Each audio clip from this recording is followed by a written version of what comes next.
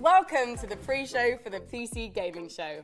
I am Frankie Ward here in my watch party spot in London, and after a fun week of gaming events, we're almost ready for 2 hours of trailers and announcements dedicated to PC gaming. And this year is extra special because, can you believe it?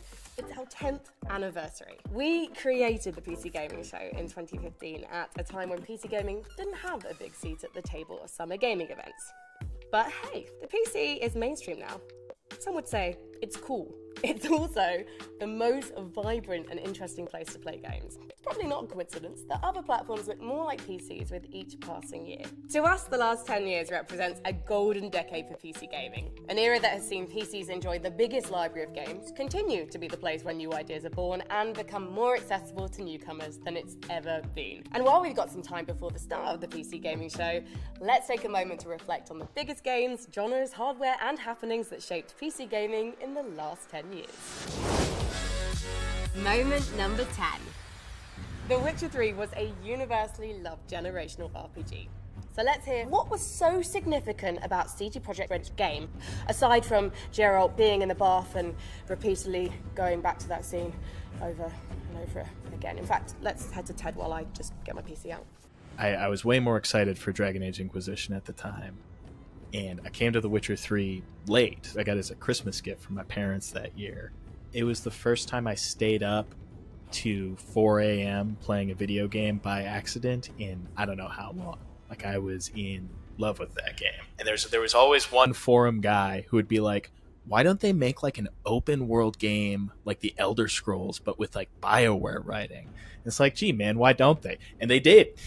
The thing The Witcher managed to really nail was bringing Polish folklore to the masses. I remember playing it and I was like, these monsters are like pretty cool, really, aren't they? And then I went and read the books and I was like, oh, this is all like really faithful to the Polish folklore. This is actually awesome.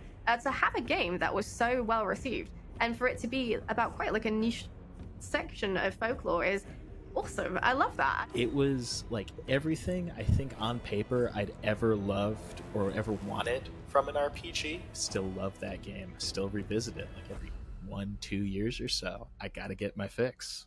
Thanks, Ted. Stick around though. This isn't the only RPG that has raised the bar for single-player storytelling. Next on our list, a hardware innovation that has quietly made everything better for millions of PC gamers. Moment number 9. There have been many technological advances to PC gaming over the years, but few compete with the advent of DLSS. I think it's had a bigger impact than people actually expected it to. I think when it came out, it kind of got overshadowed by ray tracing and other technologies. Whereas DLSS has crept up on us and has actually been the more important, the more impactful thing. You know, you're taking a frame at a lower resolution than what you'd normally intend to run it at. You're upscaling it, but you're saving that performance. And so you just end up with more performance, and it feels like a free upgrade. It's a technology that has sort of become vital in running some modern games. I think of DLSS as one of the most significant steps of like the 25-year evolution of GPUs, right? Like, as graphics got more and more detailed, it became more of a burden for our GPUs to render games. The solution to that was building some kind of specialized hardware. That lets us have better effects. We can do things like ray tracing and lots and lots of expensive transparency effects that typically would cause us to run out of fill rate essentially on the hardware, so that we wouldn't be able to render those effects at 4K effectively. Better image quality and really just improve frame rates for that given image quality too. Now, we all love a comeback story, don't we? And the next game, and I'll look back at the last 10 years of PC gaming rode expectations that were taller than a sandworm. It definitely got knocked off the sandy steed when the game released, but gosh darn it, it got back on. Moment number 8. No Man's Sky was, to me, sort of like a tipping point game for this idea of like the everything game, that like people were so excited about the potential and really craved this idea of like this world you could be in and do like every activity you can imagine. And it turned out they had way overpromised what you were going to actually be able to do in No Man's Sky, right? Which was ultimately a game made by a very small group of people, from players online, when a game does not offer what they've been led to expect. People got really, really angry. That was not a happy moment, right? But I think at the same time, No Man's Sky has ended up being kind of the single best example of a game studio just buckling down and building out every feature that they had promised, that they had alluded to, that people expected, and then way, way, way more. They just kept building on it and kept building on it. I think at this point, we're definitely in an era where a majority of games, from the biggest competitive multiplayer games to smaller games from small studios, single player stuff, like it's all kind of expected to transform over time in some way. And that whole possibility owes a lot to the progression No Man's Sky made to this redemption story of success. Certainly, early access is one of the biggest examples of this, an extension of kind of the groundwork that No Man's Sky laid, with early access being a kind of permission that games give themselves to be less than perfect at launch and improve over time. I think No Man's Sky ended up kind of being the game that people wanted Starfield to be, in terms of just how big it was and how many different things you could do in it. But that really just goes to show like how hard and how much time it takes to build that kind of game is, right? They couldn't do it at launch, but they could do it with 7 more years of work. Moment number 7. Now, here's a subject I know a little bit about, unless you've read it recently, in which case I know absolutely nothing at all. But I have had a front row seat to some of the biggest esports tournaments in the world, and the last 10 years have been extraordinarily good for competitive gaming. You might have heard recently that the esports bubble has slightly burst, but it's a phoenix. It's coming back from the grassroots ashes, and what we're seeing are publishers giving their games to tournament organisers and to the fans and getting them to put on new tournament circuits. And that is really how you grow and sustain a scene, having experts run them and having the best players in the world want to play in them. So I can't wait to be front row at a few more tournaments in future. But hold on, I know someone else who knows esports inside and out. Sean, how's it going over there in the studio? Oh, Frankie, I'm doing great. I'm still getting all dolled up for the show later today. Looking good, Sean. But do you mind sparing a crumb of esports knowledge? Frankie, I would be delighted to, even though I look a little ridiculous right now.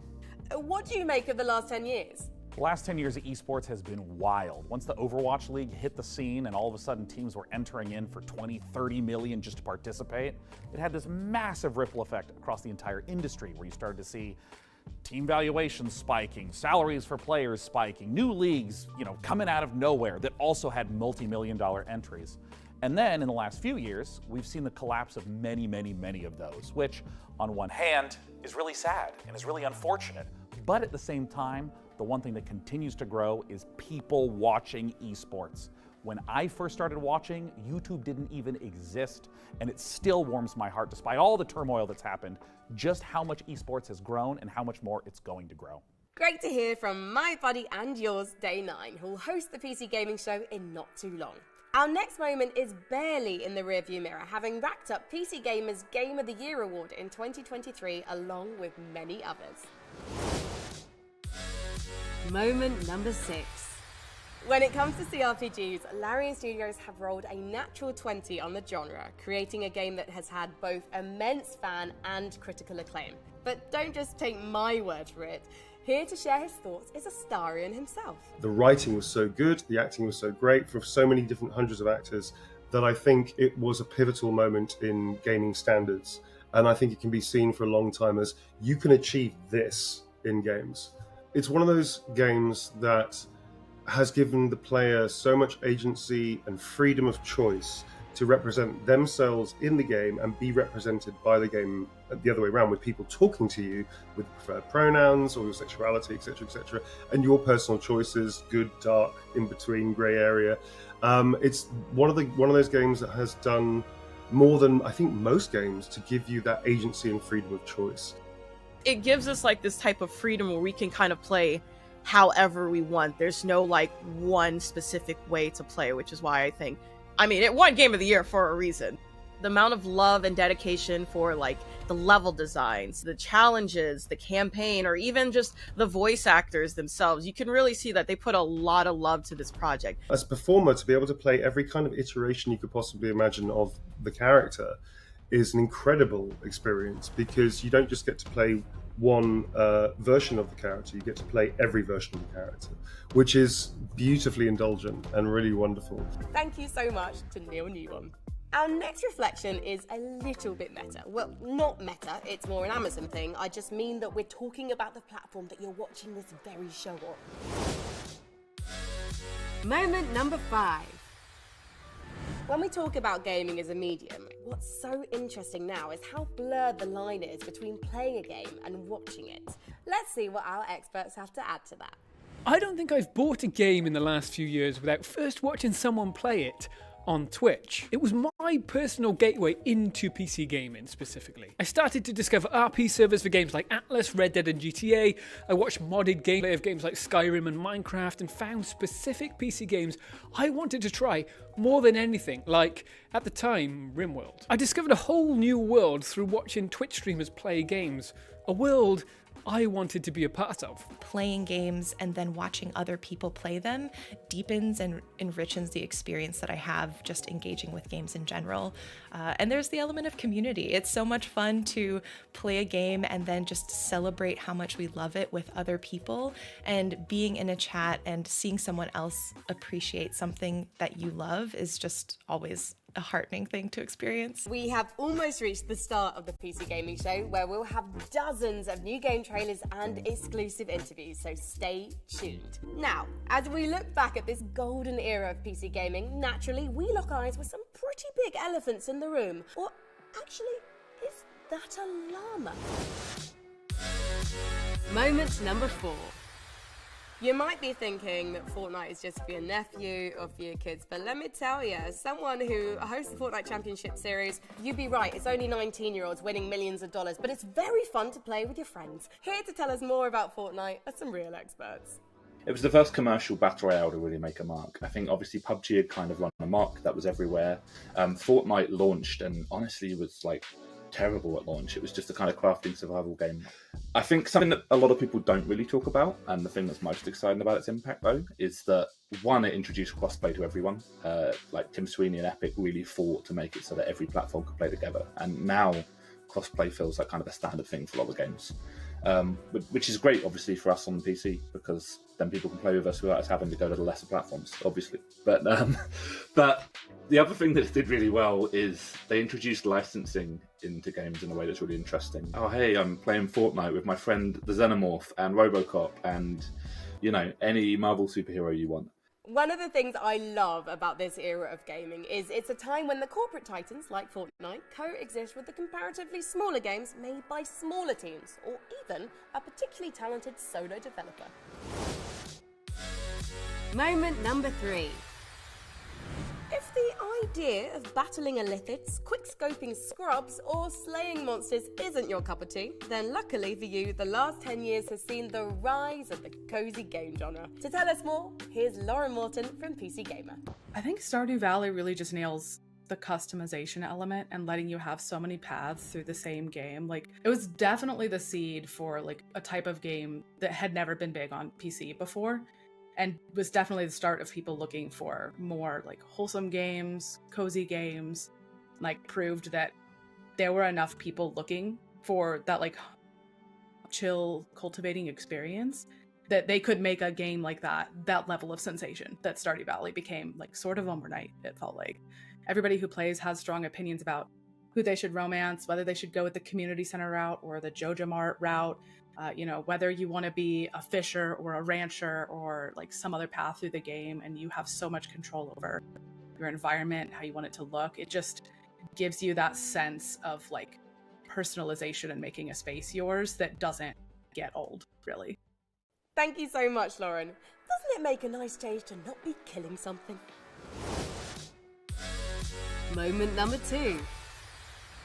You know, back in my day, communicating with our gaming friends over voice chat wasn't exactly simple. We had to hear our teammates eating while they rushed B on Inferno. We had to endure the shriek of Skype just to pair up with pals in StarCraft, and all I can say is never again. Before Discord, there was TeamSpeak, we had Mumble, we had Pigeon, and it took an army of nerds to be able to put it together. And with Discord, like, anybody can just join it. If you have a phone or a PC, Discord is just there. I don't know why it didn't exist beforehand, but like, it's just been a godsend, honestly. The thing about Discord for me as an independent developer is it's really made getting like live conversations with our community going so seamless and easy, because everybody who talks about games is already on Discord. Amazing. And we have 10,000 people in our Discord. That's nuts. The problem for me with Discord is that if you have just 12 people in a Discord and they're all talking to each other, you're going to get drama. So it's like the challenge for indie game developers is, yes, it's this incredible tool. It's totally low-hanging fruit. Everyone has it. But you need to give resource to it literally every single day. And it's very... it's demanding. It's demanding. But I love my Discord, and they're my little freaks. So I wouldn't give them up for anything. We have also kept our forums open at the same time, though, just to like play the field. Chatting with your friends online has never been easier, thanks to Discord. And now, the number 1 moment from the last decade. All right, we're nearly ready to start the PC gaming show. Who's ready? Actually, is our host ready? Let's check on him. Hey. Hey, Sean. How's it looking over there, buddy? You got your hosting pants on yet? Frankie, indeed, I am wearing pants, but you just can't rush this kind of beauty. Sean, I know you're already hosting the show along with our friend Mika Burton, but can we steal a moment to get your thoughts on, the most historically significant thing that's happened in PC gaming since 2015? For our 10th anniversary, Frankie, I wouldn't miss it for the world. Because when you think about a brand new release, it's trying to do something more, bigger explosions, better graphics, maybe pushing some technical thing to the limit. Like, PUBG did not really run very well on release. Like, I was getting 20 frames per second when I played. But it was so compelling, and it breaks like 3 million concurrents. And then Fortnite switches its core gameplay away from that build a base and defend things at night into a battle royale and becomes the #1 game in the world. And I think that it was so impactful because it was like watching the birth of a new genre. People that did not play shooter games like me had such clarity as to what you needed to be doing at all points in time, and there's 100 people in the game. I mean, again, I don't think that I've played something that compelling since.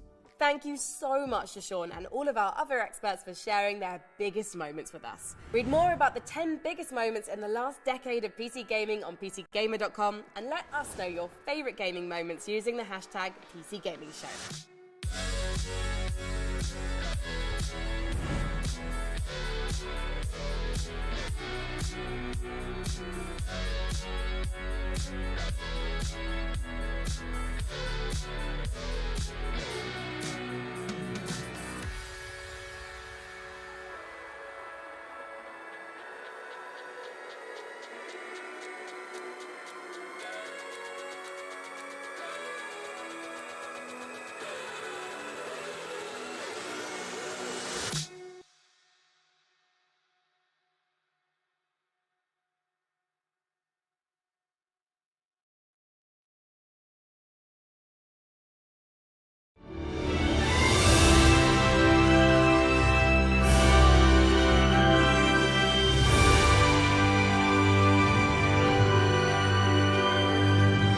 It is my pleasure to welcome you to the PC Gaming Show 2024. Once again, I'm absolutely thrilled to be your host. My name is Sean Day9 Plot. We've got another great show for you, packed with trailers, exclusives, and lots of surprises, but here is what I'm most excited about. Joining me once again is the inimitable Mika Burton. Get in here, Mika. I'm on my way. Take it away. Sean. I am so glad to be here and be a part of this milestone in the history of the PC gaming show. Seriously, like a whole decade covering the ever-changing landscape of PC gaming and all of the incredible games during that time. That's pretty impressive. We've had a good run. 10 years is a long time, and if this show was a child, it would be slamming doors and belittling me in public and still asking for V-Bucks in Fortnite. Yeah, well, before we take a look at the future of PC gaming, let's get a bit nostalgic and take a look back at some of our favorite moments from the last 10 years of the show. Oh, dude. Cue the emotive montage music. Oh, it's so beautiful. Well, over the years, we've featured so many great games, some of which got their start right here on the PC Gaming Show. So, who remembers some of those gems? I mean, I remember in 2021 when we turned a graphics card into a spaceship, or when we did various attempts to replace our host with artificial intelligence. It was an innocent time. We were so young and naive back then. We sure were. And what about way back when the PC Gaming Show was live, and we had developers like Dean Hall and Warren Spector, and oh my God, look at baby Day 9. Oh, and I still look like that. I mean... And who could forget the PC Gaming Show 1969 live streaming from a surface of a little white rock that we call the moon? Hey, what? Wow. I don't know if it's my dwindling oxygen levels or the fact that my internal organs are floating weightlessly around my body. Man, this game is making me feel very dizzy with excitement. Houston, anything new on the RPG front? Hey, what? And who could forget the PC Gaming Show 1350, a personal favorite of mine? Now, for fans of sticks and pebbles, prepare to lose thy stools for sticks and pebbles too. Developed by peasants and published by Microsoft. Simply boil some water to access it on Steam. Sean, you know some of those things didn't really happen, right? Oh, of course, Mika. I know. I'm not an idiot. Moon landing, sure. Well, we have some more exciting news. No 10th anniversary show would be complete without our favorite Brit and gaming goddess. It's none other than Frankie Ward. Thank you so much, Mika. It's great to see you and Sean again. And to celebrate 10 years, I even got us a little cake. But I do think I speak for everyone watching when I say, could you two stop goofing around and just get to the trailers already? Well, in a second. But Frankie, riddle me this. Why aren't you, like, here with us? Well, I'm kind of expecting a pretty special delivery. Oh, I get you. Big Amazon orders. Yeah, Can't miss those. Sometimes you have to sign. Right? Something a little more important. I'll be here with my unborn mind flayer having a watch party. And I'm just gonna chill out here on the couch, have some snacks, and be on hand to jump in whenever the mood takes me. Also, why are you standing there like a couple of lemons anyway? You should take a page from my book and take a load off.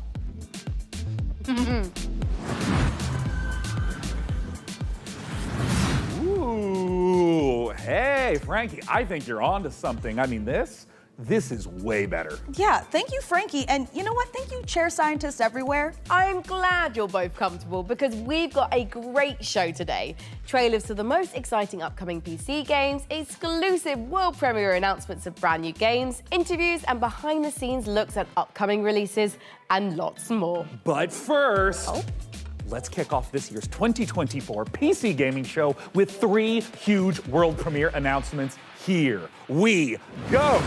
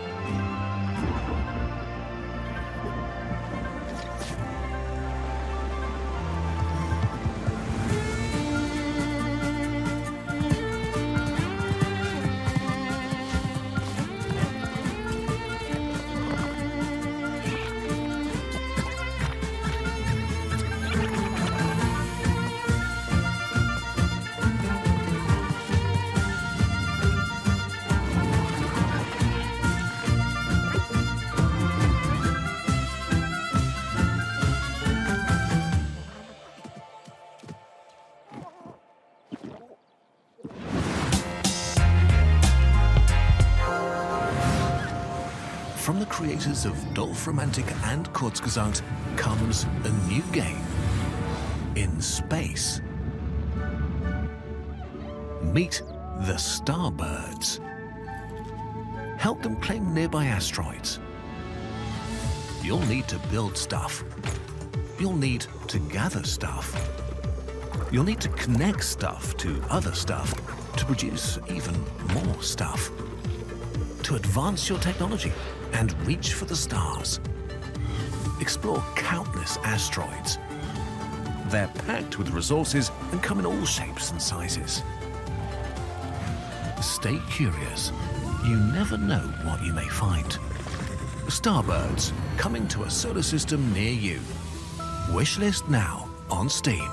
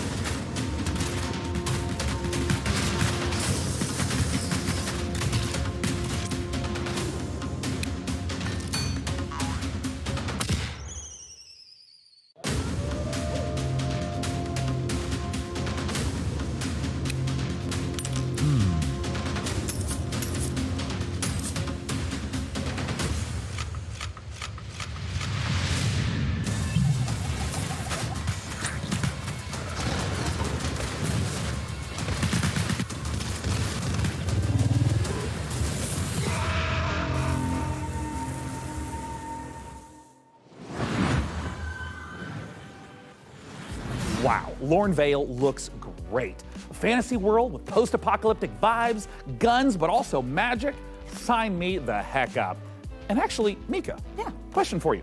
What do you think you would become in a lawless fantasy world? Seriously. Well, I could see myself as like a ruthless bounty hunter, blasting away hordes of enemies with a 6-shooter, or maybe I'd become a silver-tongued traitor, you know, talking my way out of dangerous situations. Wait, but what about me? For you, I picture a dead body, you know? Oh, well, that makes sense. I mean, I would die quickly. Yeah. People have always said I look like the Disco Elysium bloated corpse. Right? It really checks out. Well, in Lornvale, it looks like both of our visions can come true. Hey, now, Sean, since we're talking about fantasy games, lots of them let you practice alchemy, right? But how about a tycoon game that lets you practice alchemy?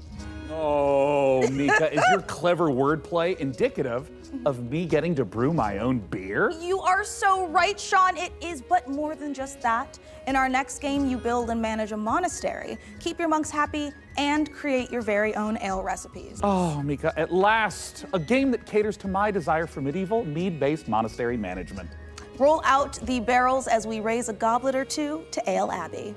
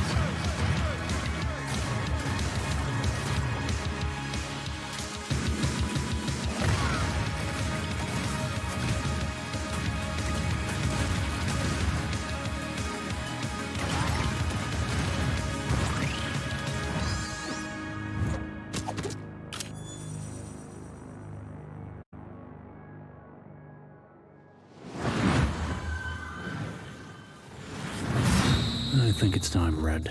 I told you, my name is Ringo. Tell me again, how does this thing work? You just have to combine the words. Like this. Super Fire King!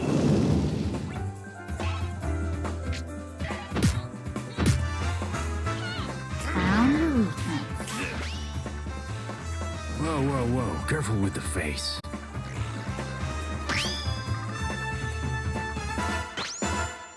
I guess it's just you and me now.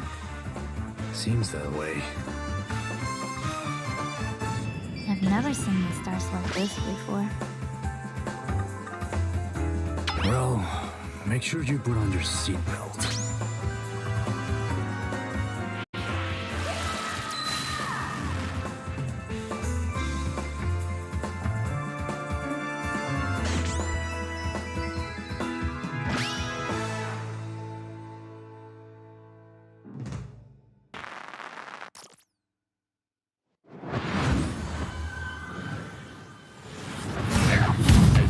Coming up in the PC Gaming Show.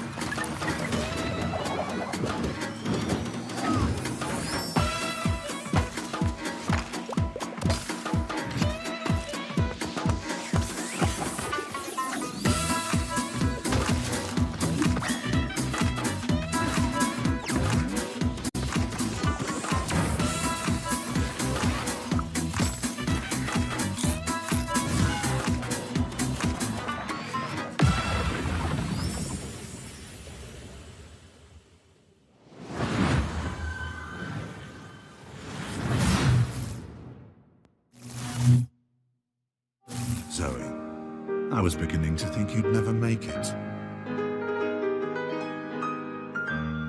Ah, you were looking for answers. For you, these centuries would have passed in an instant.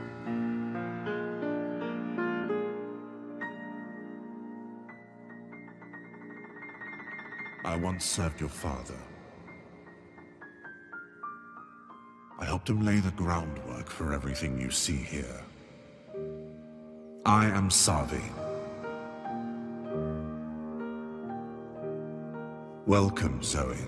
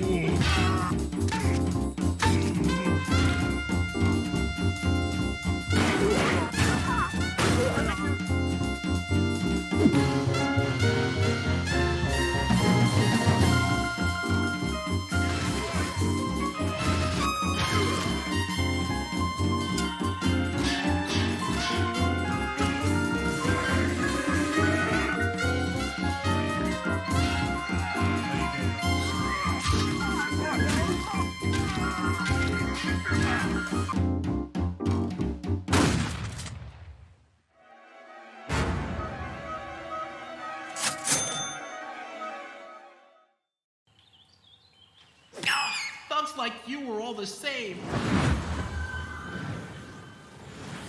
Well, there is an offer that you can't refuse. So, how about you, good fella? Are you ready to get your knuckles bloody with fallen aces? Well, Mika, I'd rather use a lead pipe.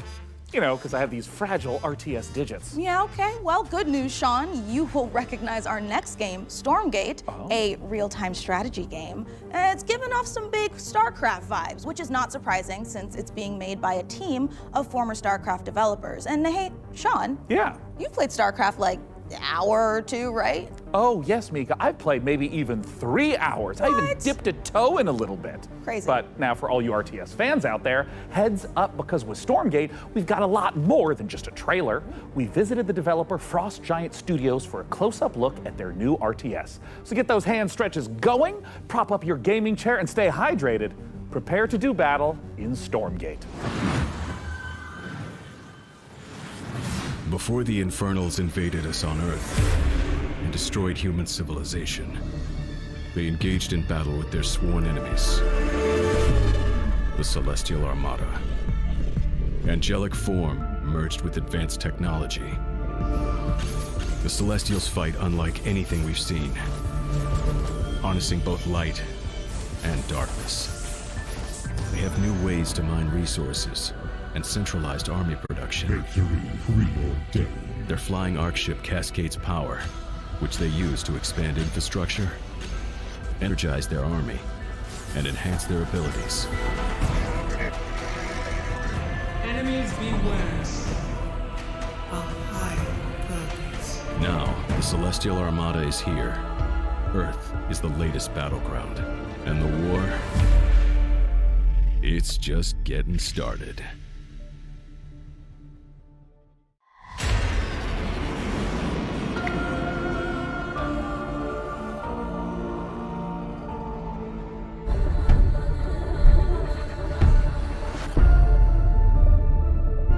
The Celestial Armada is this dying alien race that is moving through the galaxy, and they are ancient beings that stretch back to the origins of the universe itself. And everything from their beings to their civilization to where they live is technologically driven. And we love playing into that mechanically with how they express themselves on the battlefield in the game. With each faction that we develop, we start with a core identity. The Vanguard, we have this plucky human resistance. They're about adaptability, and with the Infernals, we really explored the idea of a unit-focused faction that could have a different way of summoning their troops into the battlefield. With the Celestials, when we started out, we really wanted to push a lot of boundaries. And we thought, how can we make a building-focused faction? And also a faction that introduces map-wide mobility. They are anchored by this idea that they're descending into the atmosphere from the Celestial Armada. And so when you're playing as this faction and can build structures all across the map in different places very easily, in many ways it becomes this strategic dance about where the conflict is playing out on a map. So we've kind of shifted the focus onto the buildings themselves. There's going to be a lot of emergent gameplay that players will discover on their own that we are not planning for. And that's actually what we want from the Celestials. Is we want to give players a bunch of options, a bunch of flexibility, and a bunch of interesting toys to play with, and then see what comes out the other side. And if you're the type of player that really likes coming up with this innovative way to outsmart opponents, the Celestial faction is designed for you. With Celestials, we've really done something that is pure original thinking from this team that is not something that we've seen before in a real-time strategy game. And it took a lot of iteration to get to the point that it felt balanced and where it felt correctly comparable to the other two races. Stormgate is a Blizzard-style RTS, and so by saying that we're continuing the legacy of Warcraft and StarCraft, we're really looking at that core RTS experience. But we really believe that even within a Blizzard-style RTS, there's a lot of room to innovate, and there's a lot of creative boundaries that can be pushed to bring new styles of play and new experiences for players. And so we are really excited about bringing a lot of new ideas into the genre. We want you to have this asymmetric experience where playing one faction or another faction really feels almost like a different game entirely. Our technology runs at a higher tick rate than any real-time strategy game that's ever come before. In a nutshell, essentially what that means is, as a player, the time between clicking and seeing their actions take place is faster than any other RTS game that's really ever come out. As a player, it just feels really, really good to play. One of the biggest design challenges that we faced with Stormgate is creating a game that maintains the high-skill gameplay that has been the heart of RTS for so long, but still provides an on-ramp for new players coming in that doesn't scare them away. It's okay to be a high-skill game. It's actually a good and appealing thing. We never want to water down that aspect of RTS, but we talk a lot about lowering the skill floor, which means making it more approachable for new players coming in without taking away the high skill elements of the game that make RTS so exciting. Early access is much more about bringing the community along with us and benefiting from that feedback that the community provides us to really make the game what they tell us they want. We've been having conversations with the community, and together, hopefully, that we really are able to craft something that feels collaborative. We're sharing it at a much earlier stage than any game that we've worked on in the past. But it is a better way to make games. I believe that Stormgate, as it evolves, will turn into something that is literally the best game that we've ever worked on as a result. We hope you've enjoyed this exclusive first look at our Celestial faction. Stormgate's free to play. It's available to everyone and will be launching fully into early access on August 13th. But you can join us before then on July 30th by going to Steam and picking up one of our bundles that's available today.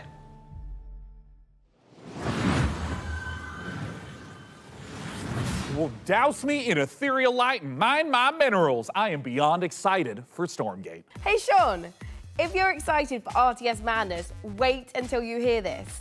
I've been using pretzels to scoop up my ice cream instead of a spoon. Pretzels, they're like spoons you can eat. Oh, solid logic, Frankie, but why are you telling me this now? It's strategy, Sean. Optimum watch party strategy. No spoons, nothing to wash later. Get it? Here is another example. Let's say someone knocks on my door during the watch party. A regular person would get up and answer the door, but me? I just hurl this brick through my front window and whoever was knocking runs away in terror. Bricks, they're like spoons you can throw. I feel like I'm really starting to get you, Frankie. A window brick sounds totally overpowered. I think you're onto something. My point is this. It's a really exciting time for strategy games on PC, and we've got so many more to show you today, starting right now. All you turn-based tactics fanatics out there do not want to miss this next one.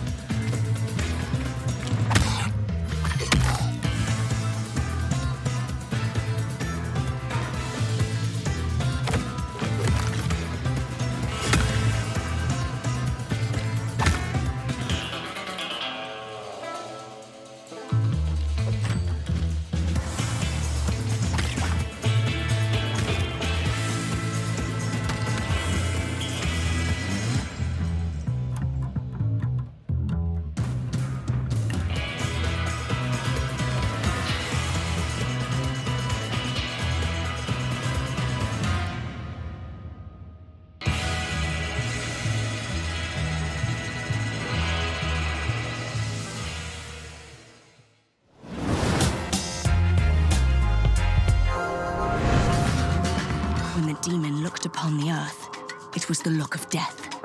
So Kamla is really trying to summon a demon from another dimension. What a twat. The primary mission is to sabotage Kamla's operation at any cost. What a splendid hiding place. How about a little switcheroo? You got equipped with thinamajigs too. You're not the only one with tricks up your sleeve. Tight passages, traversing the rooftops, will require some cunning. Don't mind me. Did you just melt it? It's an incredibly complicated chemical reaction. But yes. Impressive. Terrifying. It has its uses. I've got glimpses of a strange machine he's been working on. I have no idea what it does. We'll keep it simple then. Stab and shoot our way to the off button.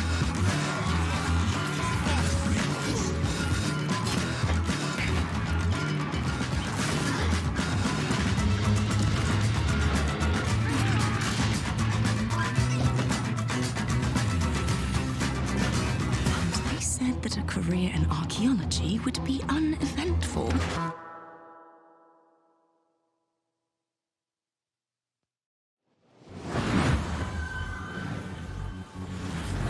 Stealth, tactics, a ragtag group of scientists, and a werebear. What a great world premiere trailer. And speaking of trailers, Mika, we've had a ton of them on the PC gaming show over the last 10 years. You want to hear some stats? Oh my God, is Master Chief a Covenant killing machine? Has and always will be, Mika. And in the first 10 years of this show, we've piped into your hungry little eyeballs over 79,018 seconds of exclusive PC gaming content, streaming in a plethora of languages and regions. And that's not all, Sean. We have worked closely with developers to provide exclusive behind-the-scenes content and showcase some of the most exciting games of the past decade, all of which can be found over on our Steam page. Indeed. And hey, how about a few more of those stats? Ooh. According to chat, a whopping 98.7% of viewers tuned in live right now want us to hurry up and get on with the next trailer. So hey, can't argue with facts. No, you can't. Hey PC gamers, my name is Dave and I'm the director at Mighty Yell, and if you know us, you know we like to make things that are weird, uplifting, and fun. With those things in mind, I cannot wait to show you our brand new expressive dance battle adventure, All Systems Dance. All Systems Dance takes the fun of freely dancing and moving through a space, combines it with some tense arena combat and a heartfelt and funny story, all in the name of taking down an evil corporation. Look, we wanted to make a game about dance because, well, we're not the greatest dancers. I'm not. But that doesn't matter. The thing about dance is that everyone can dance, and if everyone can dance, and dance is what you need to save the world, then maybe everyone can save the world. I'm going to let the teaser speak for itself, but please go to allsystemsdance.com for more information. Thank you for watching this, for being a part of this with us, and remember, the revolution will not be choreographed. Welcome to Port Tomorrow, a perfect place for every Whoosh citizen to work, socialize, and relax.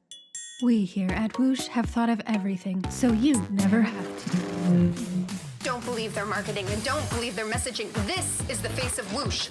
Look around. We are all trapped here on this island. We are being watched and we have to fight back. I know they outnumber us, but we've discovered their weakness. Their weakness is dance. Dance reprograms them. Dance makes them see us as more than just a number on a spreadsheet. You have to dance. You have to dance like your life depends on it. Take back control, free yourself, and feel the movement. The revolution will not be choreographed.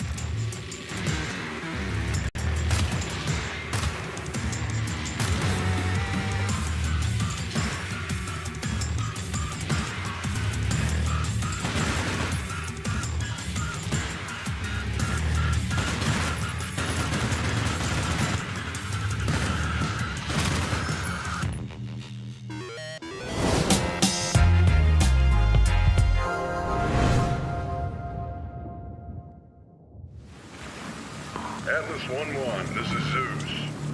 Do you copy? Over.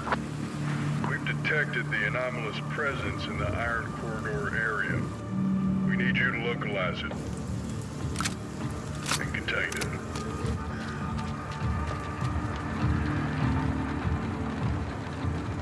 There's a lot of blue and red activity there. Do not engage. I repeat, do not engage. Your goal is simple. Search and contain the anomaly. I repeat, search.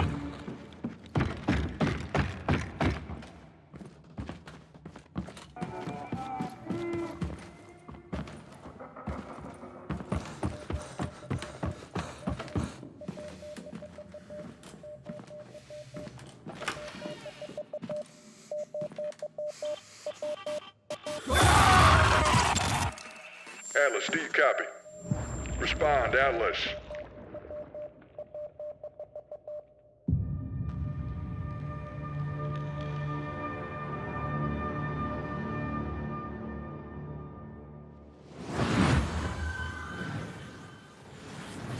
Okay, Mika, pop quiz. But I didn't study, Sean. Quiet, listen. Let's say you find yourself face to face with a huge mutant super soldier whose arm has been replaced by a chainsaw. Okay. What do you do? Well, if I were a mad scientist working for an evil mega corporation, you know, like you do, I would probably replace its other arm with a grappling hook. Oh my God, perfect, because that means you would fit right in at Tripwire Interactive, who have been working for years to bring us the next installment in the Killing Floor series.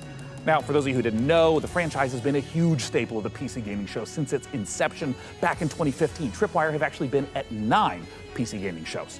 In the upcoming sequel, players will face off against a new upgraded generation of Zeds in this long-awaited co-op horror FPS. And the Zeds aren't the only things that have gotten an upgrade. To learn more, we visited those mad scientists at Tripwire Interactive for this exclusive look at the guns and gore of Killing Floor 3.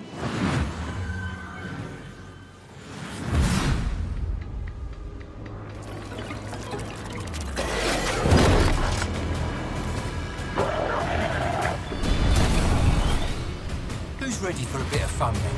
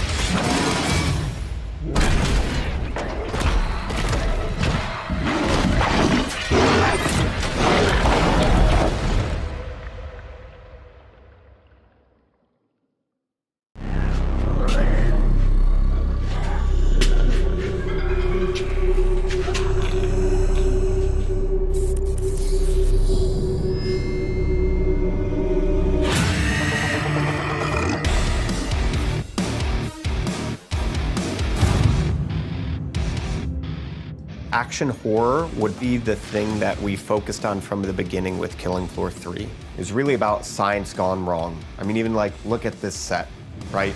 As a kid of the 80s and 90s, I just loved the Dark Horse Aliens and Predator comics. There were some elements in there about trying to create biological weapons set in a thematically dystopian themed world. So we wanted to tie that in. But from Predator and Aliens, one of the things that you see the most is basically a group of well-trained badasses who have to use every single bullet, every single grenade, every single weapon to handle the things that they're being faced with, these kind of insurmountable odds. Those moments are what motivate us, and that's when Killing Floor is at its best. There's just a combination of just so many small elements that we've improved over Killing Floor 2 experience. We've increased the amount of Zeds that are in the world at one time, so the battle feels way more epic.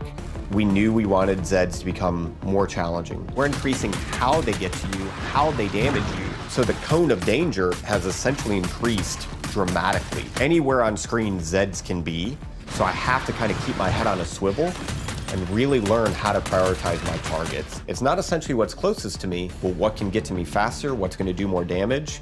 It's just more ways to kind of amplify not only the action, but that horror element as well in KF3. We have like very detailed hit detection system now, and you can blow off any limb. Every bullet hole that hits it stays there permanently. Exactly where you burn the creature is where you'll see its flesh burnt. We actually have Zeds where you can blow limbs off and they'll keep fighting you if it's not a critical spot of that Zed. Most of our Zeds have somewhat of a critical zone on it. So certain Zed tech, like on the flesh pound, on his back, on his chest, they'll glow. If you shoot that, it will explode off and expose like an inner critical zone that when you shoot will kind of deal the ultimate killing blow to that Zed. One thing that's always felt great in Killing Floor is shooting things in the head. We wanted there to be variety when you do that. Their heads are made up of multiple meshes so that it can essentially open up and kind of randomizes what that head could look like. There is the opening shot of Day of the Dead, where there's literally just a massive tongue and maybe like a few teeth hanging there. We're very big horror fans. There's kind of like little Easter eggs throughout everything. That impact and that feedback and that variation makes shooting things in the head feel incredibly rewarding. We hope you enjoyed that exclusive look at Killing Floor 3. For more information, visit killingfloor3.com and wishlist now.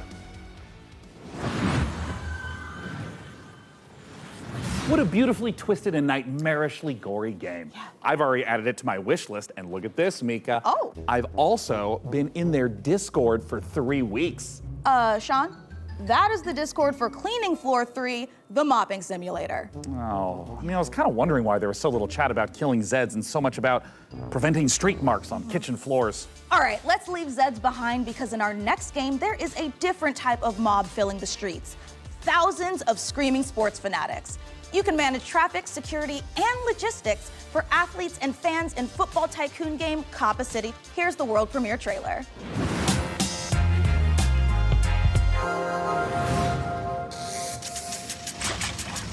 This city is about to experience a football game that could be the greatest it has ever seen. You are responsible for how it will go down in history. Get ready to host the biggest clubs from all around the world. You will have to manage every single detail.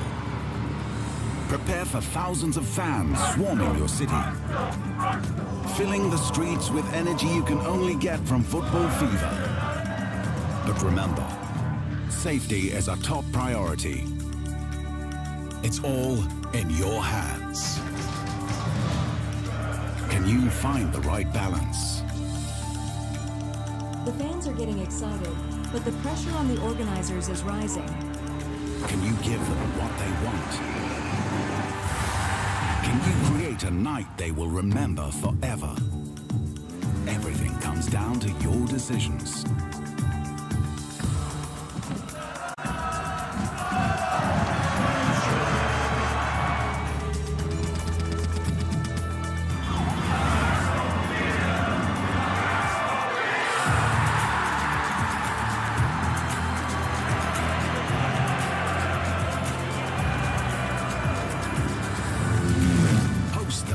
Clubs, engage thousands of fans, create a football fiesta. Copper City 25, the first football tycoon.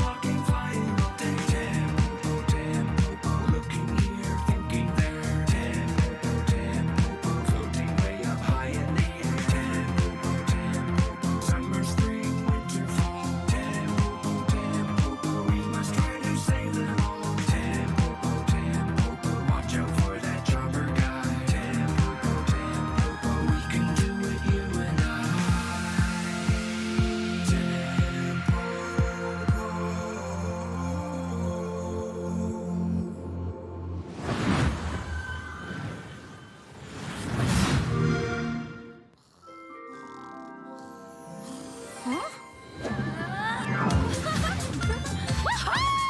Hey, Candy Narwhal! Dog with the face of the guy from the deli! Pinch Elfin Princess and Nightmare Clown! Hey, Cat! Are you ready to play awesome games in my own fantasy megaverse? I hope I never wake up! Stay. Bad Clown! So what's up first? A little Halo capture the flag, or... Have a lovely picnic? Sure. Kat, we've been talking. You do know about PC Game Pass, right? PC Game Pass? What's that? It's a membership that lets PC players play new and immersive PC games. Like going to a PC gamer's dreamland, only you're awake and he's not here. Tell me all about it! You'll get day one access to some of the biggest new releases, along with a curated library of PC games. It even includes an EA Play membership. And it's crammed to the gunnels with exclusive member benefits and discounts. If I were human instead of a ripped dream elf, then I'd use it to try games and buy them for less. Huzzah! Sick! Can I play with my friends? Ask them yourself! Huzzah! Cool! Multiplayer! So it's a gaming membership designed specifically for PC players, and you get all these awesome features for a low monthly price? Exactly! You even get exclusive Riot Games benefits. Uh-oh. Thanks, guys. As soon as I wake up, I'm joining PC Game Pass. It's literally a dream come true. Better, even.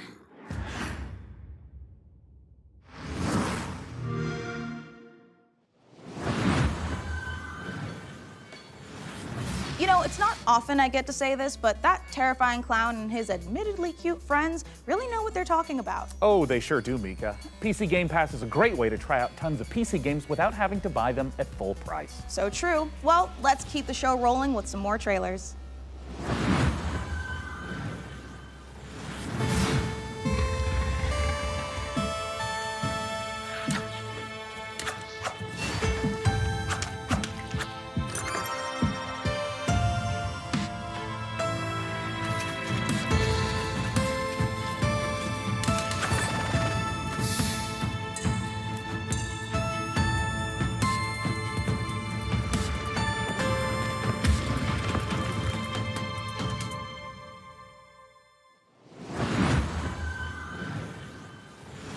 Solver for Strange Scaffold, the studio behind El Paso elsewhere. We're making a covert revenge thriller FPS about a secret agent who turns down one last job too many and gets hunted across the North American wilderness by the military-industrial complex. And I was like, hey, can I shoot this promo here? And they said, well, it's Texas, of course we can hunt you. And I said, what's that?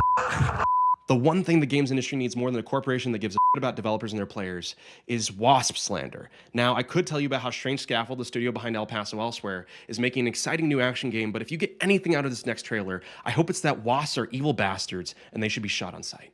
Thank you. Where are you hiding? The more you hide, the more agents we send.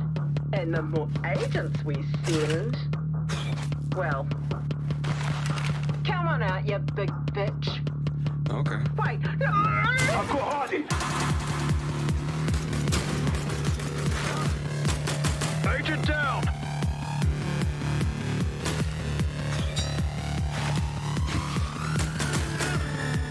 Harding spotted!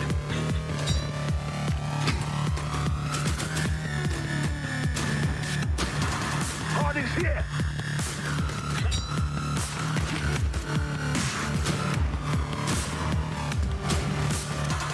He's going for the head!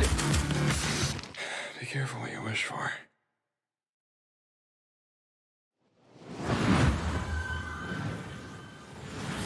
The Cataclysma left us broken, lost. But we rose, piece by piece, night after night. They broke us once, but I see no broken souls today. I see a people carved from stone. And with this stone, we will rebuild.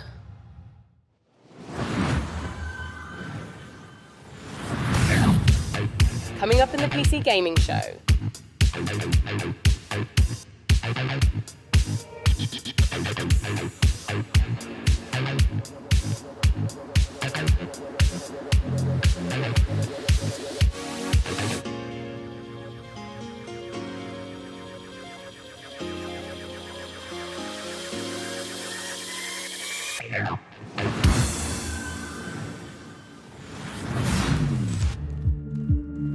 Listen, I don't care what you were doing back on Earth, shooting hobos in tracksuits or sweating in a bush in some godforsaken jungle.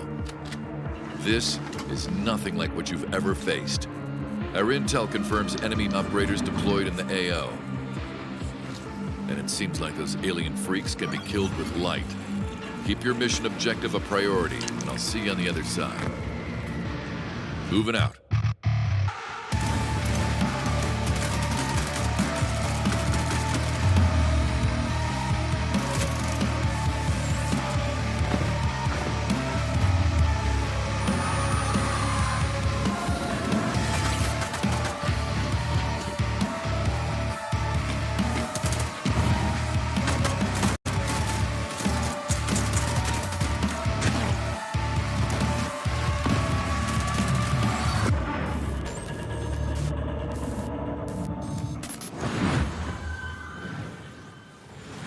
Excellent work as always, Day 9. What's up, everybody? I'm Tasteless, and I am joined with David, Kim, and Artosis. Today, we're going to be talking to you about a very exciting new game, Battle Aces, a fast-action RTS. Yeah, so let's get right into it. So this first building that you see right here is my core. This is where my units train out of. And also, if I lose the core, then I lose the game. It seems like in this game, you can expand like within seconds of it starting. Is that correct? Yeah, so right when the game starts, you have enough resources to either expand, tech, or build an army to attack with. You know, something that we keep seeing show up on this screen right now is that intelligence bar. This is one of my favorite things about Battle Aces, where you can immediately see not just your unit deck, but your opponent's as well, and start strategizing from the get-go. For sure, and not only that, I can also see the precise, I guess, tech progress of my opponent and vice versa too. So we can strategize very precisely in this game. So with these unit decks, you can make almost any combination of units. How many units exactly are in the game Battle Aces right now? Yeah, so we have 45 units planned for the closed beta, but we'll be adding new units every single season, so the possibilities of strategy will be endless. Now, I notice here on the intelligence bar, you can see you're teching up, your opponent is taking that faster third base, and I see you're playing like a very defensive, tech-oriented game, whereas your opponent is playing a bit more fast-paced, right? Like he's running around, he's doing the attacking while you're doing the defending. Yeah. What can you tell us about the different types of strategies that can be used for different players? So in this specific game, I'm trying to show off a more easier way to play, so you'll notice that I'm not really clicking all that much kind of thing. So my basic strategy is in Tier 1, I have these recall units that can teleport back to any of my bases, making it a very easy defensive option. And I'm straight teching to king crabs that are very strong at harassing enemy bases and expansions. Now, game timers and RTSs is not like a new thing, but what's interesting about this one is that this game counter is counting down. What's the story with that? Yeah, so we have a max game limit of 10 minutes in this game. So when the timer reaches 0, then the game will end. And the winning player is whoever has the higher score when that happens. Now, we noticed that the 2 king crabs you have, they seem to be on a stealth mission here. It seems like you're skirting the bottom of the map, maybe going up for a little bit of harassment, a little bit of counterattacking. Yeah, for sure. So I sent 2 to the back so that I can take down one of these bases, hopefully, and while playing a defensive game. But the enemy noticed that, and because he can't, he was kind of off position, that's why he went all in on my third base. Yeah, it looks like he will end up killing off your third base here, and in fact brings in a huge army, but it looks like you will defend, unfortunately losing that third base. Yeah, but I do have a bigger army, and I was able to save those 2 king crabs and bring them back. So I'm feeling pretty good about this massive attack right here. Yeah, it looks like you're pushing forward, and that is a very scary army with that many king crabs. Let's see how you end up doing. It does look like it's going to end up being a rout, even taking down his flying units there. It looks like you've done a great job this game, David. And, you know, I got to say, guys, I've played a lot of Battle Aces. And if you want a more in-depth look at the high skill expression available, check it out at playbattleaces.com. And we'll be starting our beta very soon, in a few weeks. So please make sure to sign up for the beta while you're there at the site. And be sure to wishlist it on Steam. Thank you so much for joining us. That's all the time we have. Day 9, back to you.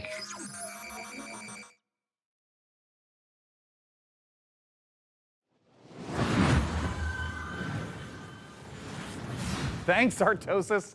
And Nick Tasteless Plot, my literal brother that refers to me by my internet moniker. Well, now, Sean, Frankie told us there'd be a lot of great new strategy games in our show, and you know, she was right. There has never been a better time to be a PC gamer and an RTS fan. And with the lightning-fast action of its 1v1 and 2v2 modes, Battle Aces is a big reason why. And next up, Citizen Sleeper 2. Wait, I'm sorry. I thought I was gonna... I thought it... It's me, right? No. Well, look. Okay. If you don't mind, a little mix-up, but go for it, yeah. Great. Yeah. I'd love to. Yeah.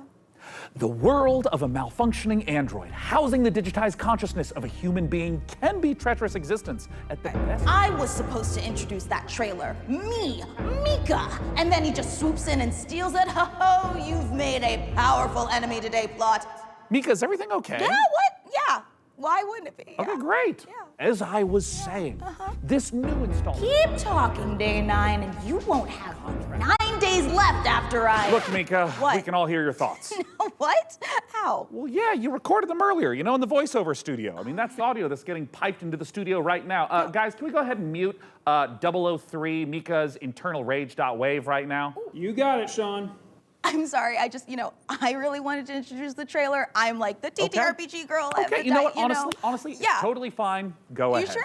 Okay. You've lost your memory and there's a bounty on your head. This time, Okay, wait, hold on. Where are my vengeful thoughts? Oh. Sorry, Sean. They got taped over with one of our nature documentaries. All right, well, just play that, I guess. Well, as I was saying, you've lost your memory. The Bolivian gulping iguana sounds its mating call, a noise often described as nature's dumbest sound. Oh, forget it. Just cue the dang thing. Well, in all of its uninterrupted glory, here's our first ever look at the gameplay in Citizen Sleeper 2, which I got to announce and not Sean. Wake up, Sleeper. We're in trouble. Lane's closing in, and we need this next contract to go right. But nothing's gone right so far.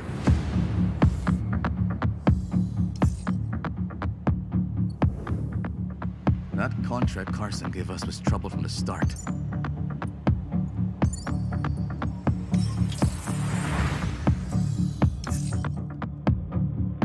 Junie? I didn't trust her. Not for a moment. That derelict was a death trap. Suddenly, it was all over. But we've got to bounce back. We've secured the contract. So let's talk, crew. How about Nia? She was handy with that drone. Stopped the whole thing blowing up in our faces. Or Eugene. He's a loudmouth, but he's tough as hell. Although he did forget to tell us about Vesna. Or we find someone new, but new crew have new problems. The belt is wide, Sleeper. So whatever comes at us next, just remember, nothing in the belt ever runs smooth.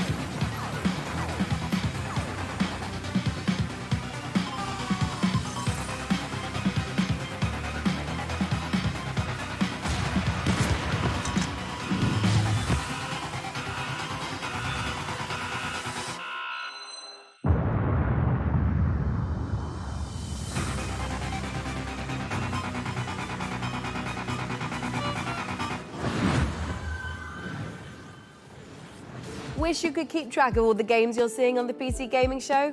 Well, that's exactly what wishlists are for. The PC Gaming Show Steam page is a one-stop shop where you can fill up your wishlist with every single game we're featuring on our show. Make it quick, though. We've got an unbeatable trailer coming up. That's no exaggeration. It really is unbeatable.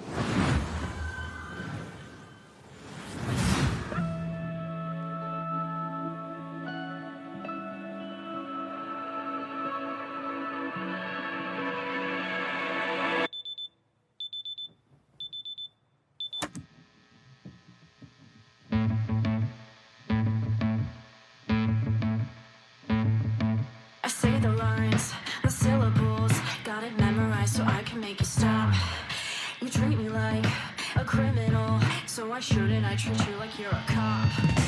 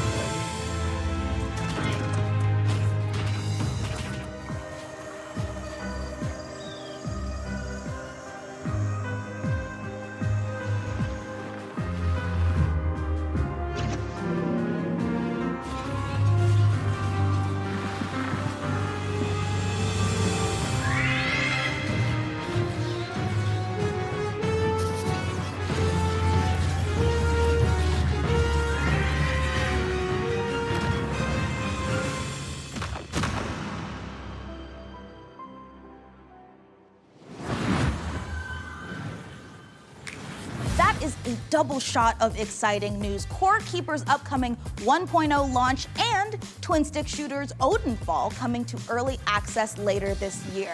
Okay, Mika, I can't wait to show everyone our next game, and it's so exciting. I'm gonna need to stand up for this. You should stand up too. Okay, yeah, sure. Okay. It's hard to think of a better combination than the team behind the gloriously gory medieval warfare slasher Chivalry 2 and this classic zombie survival horror game that started out as a mod for Half-Life 2. Brace yourself for 8-player co-op, permadeath, and the terrifying cinematic experience of No More Room in Hell. So let's take a look. Oh. Yeah, you're gonna want to sit down for this. But I just stood up.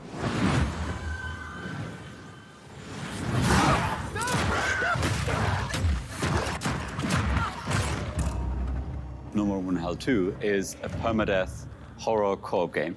You start with a flashlight with no weapons, and you're exploring in the dark, and you're trying to find your first friend and your first weapons to get some safety. You find more gear, you find more people. It's suddenly 4 players, 6 players, 8 players, up to that final showdown at the power plant, where hordes of zombies are pouring in and are using explosives and assault rifles to overcome that final challenge. Like with Chivalry, combat is the first thing we focused on, being Torn Banner. We want that game feel just really intense, and it's part of the immersion. Every run is different. We're looking at how do we deliver the Hollywood cinematic experiences? You know, how do we put you in a place that you've never been before, but you've always wanted to be? It's like a co-op game with consequences. And the fun becomes, how long can I survive the zombie apocalypse?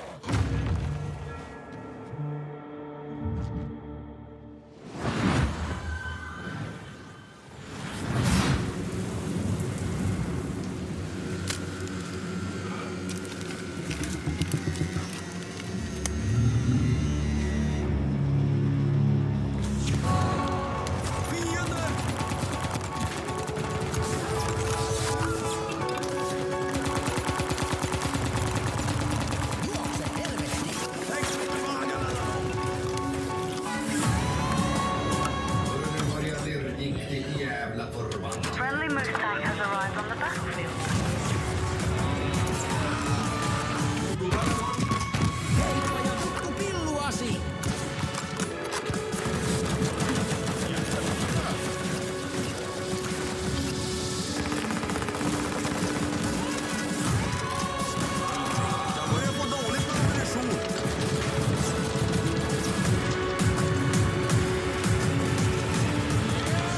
Take the electrotube to your radio transmitter.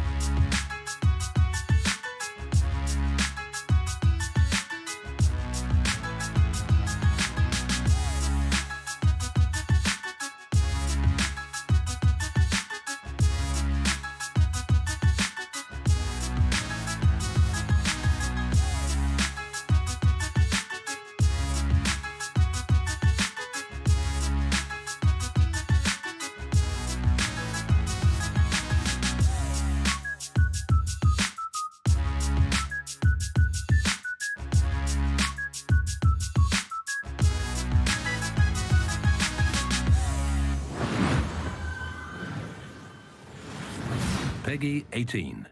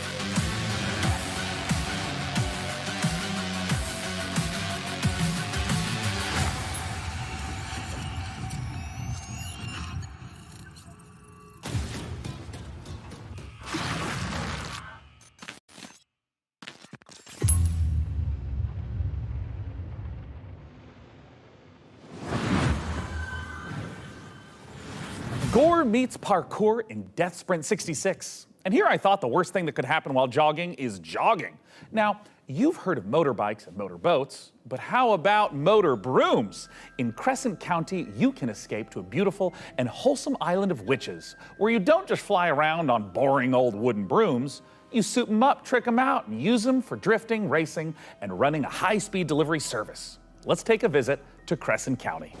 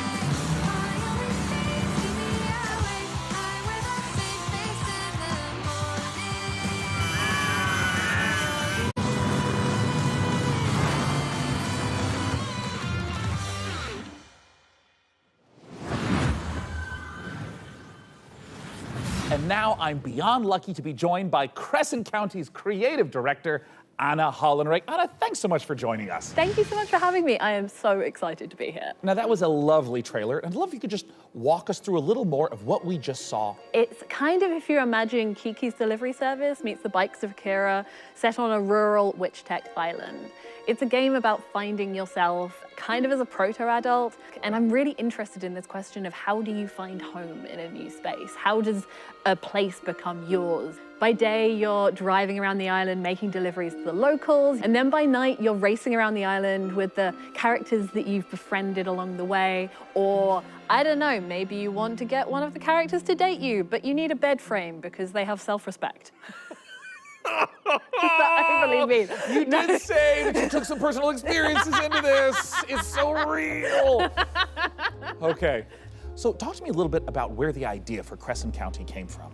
It's inspired by my first ever proper video games job where I moved to the Isle of Wight. I couldn't stop doing this witch tech mashup. I couldn't stop drawing it. I was going to Comic-Cons, I was selling art about it, and I've been working in big teams on things like Fall Guys. But I knew that if I didn't launch myself out into the unknown, I would never forgive myself. So you're taking this big leap into making this game, and it's in the cozy genre. What sets your game apart from those?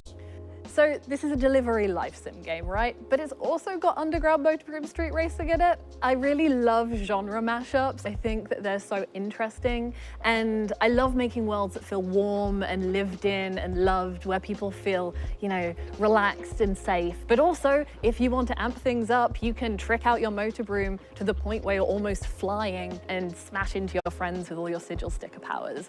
What about it excites you the most, though?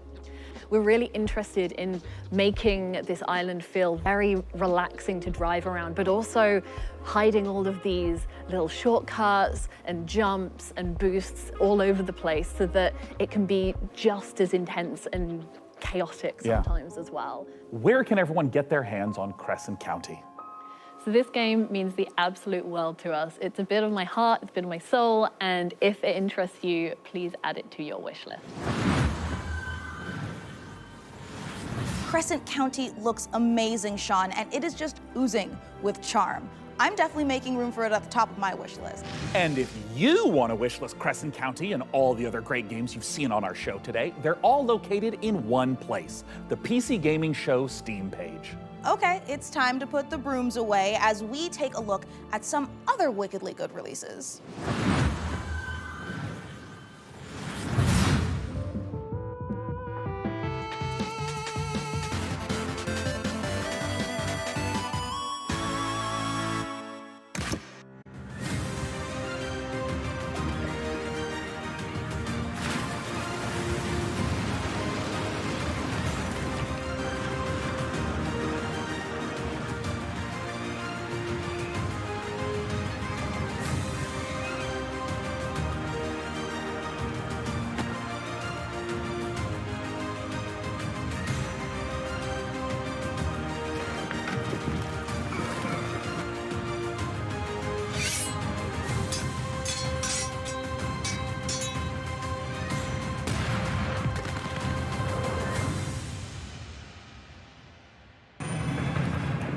My name is Sam Walker, and I am the last man standing.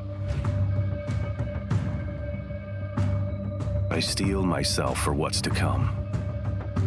I may not survive this, but at least I'll go down fighting. Fighting for a chance to make things right. Even if it's too little too late.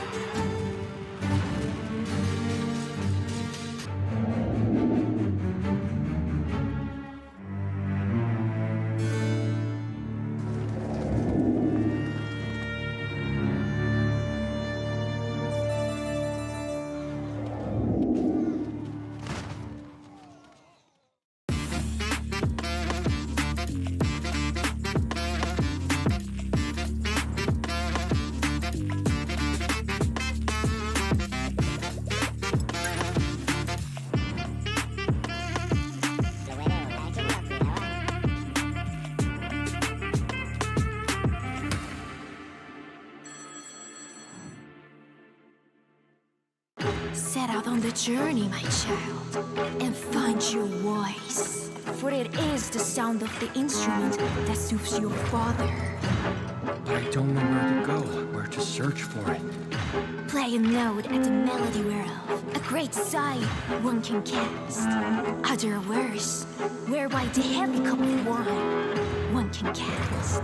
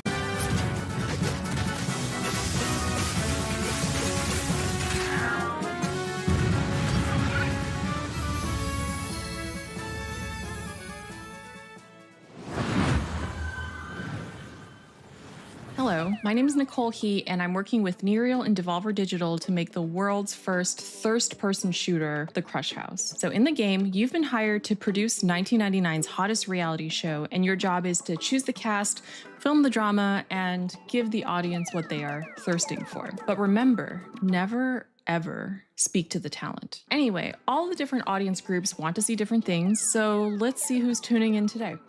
All right, we've got the divorced dads. They want to see romances, meat on the grill, strong male emotions, you know, divorced dad stuff. And the fish freaks are here. We've earned money from ads, so let's put some fish in the tank for them. This is normal for reality TV. And the film students are watching, and they want to see all of this at a Dutch angle, of course. Hold on, butt guys in the chat? Let's see what they have to say. Pants are a prison for the ass, if that's what you want, Sir Mix-a-Lot. You know, if we combo all the different things that they want to see in frame together, the ratings will go up even more. Chat is loving it. And no matter how crazy the audience requests are, we have to satisfy them or else the show will be canceled. But don't worry if things do go wrong. This is reality TV after all. Just pick a new cast, start the season over, and maybe this time we'll make it to the series finale of The Crush House.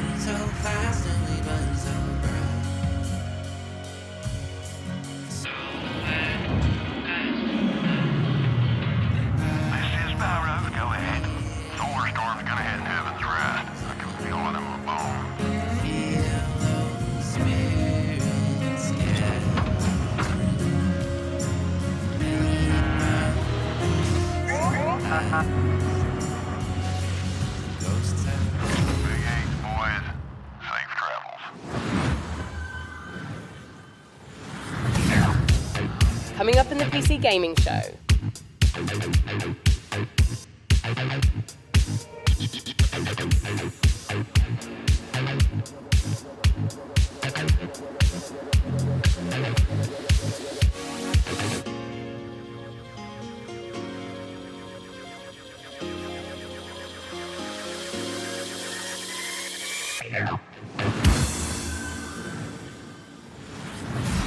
Trust me when I say I know what it's like to wait for a big release to arrive. This particular download has been queuing for months. But fans of extraction shooters, and I'm talking about the extraction shooter, the one that kicked off an entirely new genre, don't have much longer to wait. Multiplayer FGS Escape from Tarkov has been in beta since 2017, but is now preparing for its heralded 1.0 release. Here's a look at what's coming when the granddaddy of extraction shooters goes gold.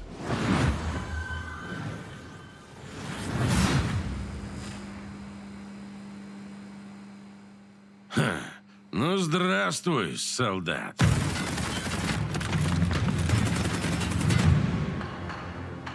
Давненько не заходил. Куда пропадал-то?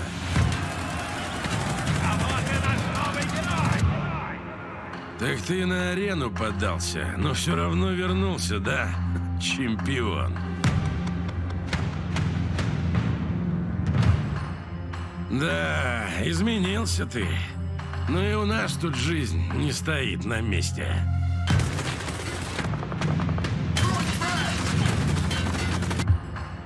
Конфликт в Таркове снова разгорается. И пока неизвестно, чем все это закончится.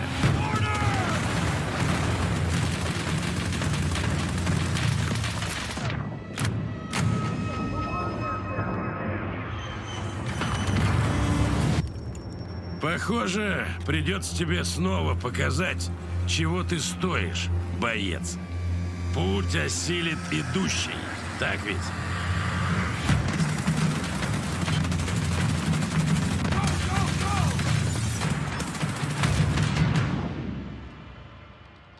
И кто знает, может, у тебя и получится сбежать из Таркова.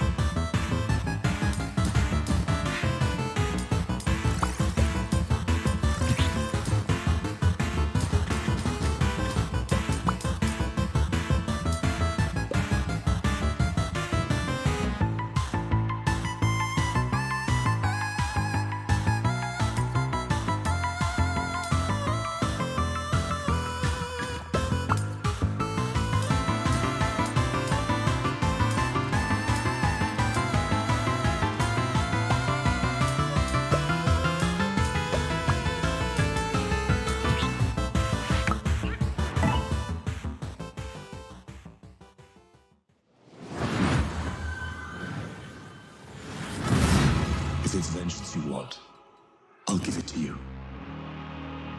As long as U is free, your world is in mortal peril. Help me seal him away. Stem the tide of destruction. It's the least you can do.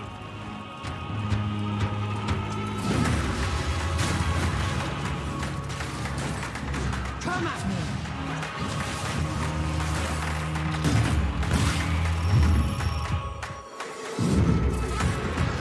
You're in my way.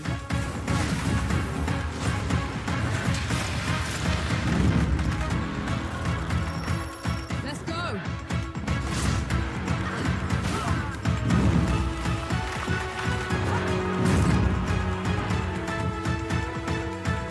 Come and get it!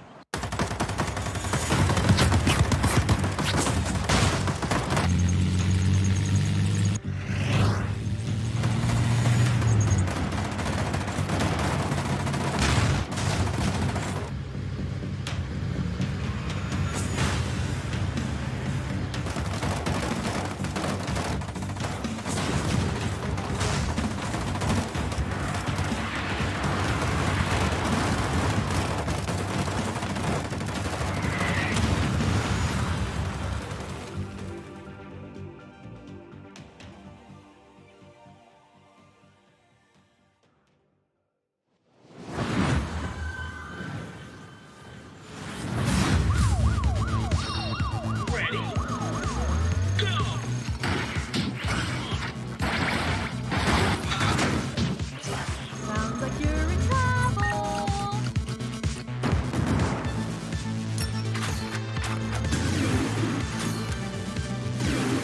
You have 10 seconds. Destroy these damn robots.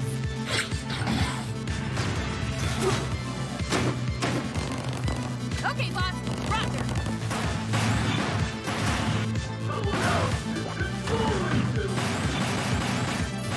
Moderator to take care of our bud.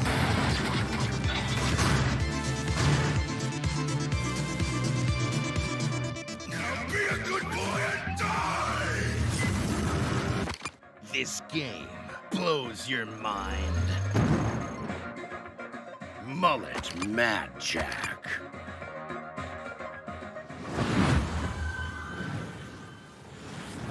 Sean, I am sad to say it, but we're not a million miles away from the end of our show. What?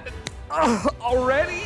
Oh, wait. Sean, are you about to yell no and dramatically wave your fist at the sky? No, I just thought I was gonna sneeze. Anyways, as you were saying. Right, well, we don't have much left in the show, so it's time to... Sorry, it turns out I am allergic to shows nearing conclusion. Well, as I was saying, it is time to share something very special. We are living in a golden age of city builders, and there's something out there for everyone. Strategy, survival, puzzle games, co-op, there are even some really great, cozy, no-stress city builders. And it's true, but even with all the city builders I play, I can honestly say that we've never seen one quite like this.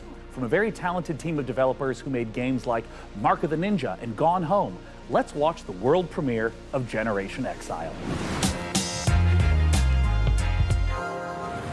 Our generation ship was to travel hundreds of years across the stars so we could build a new world for humanity. We had tried to restore Earth's ravaged ecology. The desperate solution nearly wiped us out instead. And now it's on the ship. And it's growing. There are only a few thousand of us left, and we cannot repeat the past. In our ship's closed ecosystems, resources are finite.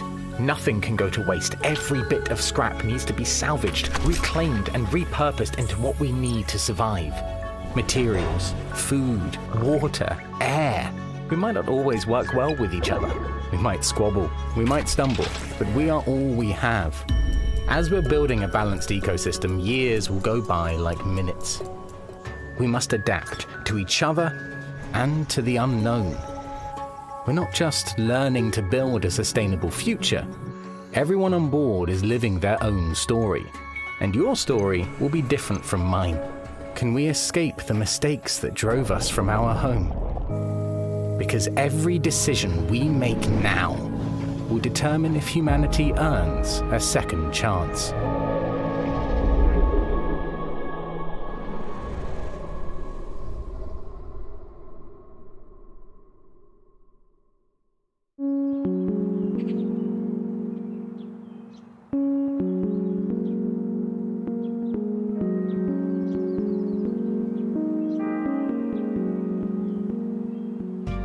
Generation Exile is a sustainable solarpunk city builder with a reactive emergent narrative that changes every single time the game is played. You are aboard a generation ship traveling for several hundred years, leaving a ecologically ravaged Earth behind, attempting to find a new home for humanity. And so rather than repeat the failings of Earth in the past, you need to find a new way to develop a society that is sustainable and can thrive. Your job is to make sure that you shepherd humanity successfully to the destination planet and that they live to get there and there's enough people to keep humanity going.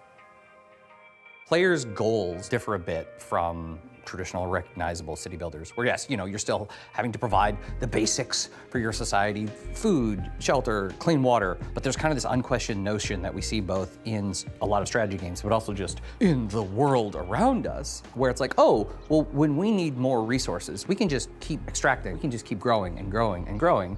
It's simply not possible to keep expanding forever. And that is a thematic element of the game for sure, but part of that has come from just looking at the industry around us, where all the goals are just like, what are the returns for the next quarter? We see the harm that is caused by that single-minded focus on how can we extract as much value in the short term. And the people who are harmed the most by that are the thousands of people who in the last 6-8 months have lost their jobs, right? So as you make your way through the game and progress through the game, rather than just infinitely getting bigger, it's about becoming more regenerative, to use only what you have around you because there's no external source of anything else. Fundamentally, you're on a spaceship, you got what you got. What we wanted to achieve is to take a relatively recognizable set of city building mechanic, but having more narrative and story elements there as well. Because the thing that is so rich about city builders is that they're so systems dense, and that game state is all very much driven by the choices and decisions that the player is making. But the opportunity then we saw is to look at all that in the city building layer game state and then drag it out into the narrative. Exactly. Kicking and screaming. but in a good way. In a good way. Where rather than, just like, everyone's gonna play through the game and at turn 15, this thing happens. Then at turn 25, this thing happens. Instead, you can just have authored narrative events that are reactive to whatever choices you've made, like weird ecology things that are occurring aboard the vessel, or they're situations. various crises. Yeah. Small and large. We're able to provide the player the ability to make consequential specific decisions that are divorced from just the pure systems of the game, which then informs the events that will occur in the future, so that at the end, there will be echoes of the decisions you've made along the way. It should feel like the journey to get there is one that you uniquely experience, and the conditions that you finish with are ones that are reactive to all the decisions you made leading up to that point. The game can be wish-listed right now on Steam, and folks can also just go to sonderluststudios.com to sign up for our newsletter and learn more as we roll things out. There'll be more delicious tidbits in there. Will they be delicious? They'll be delicious. How delicious? Delectable.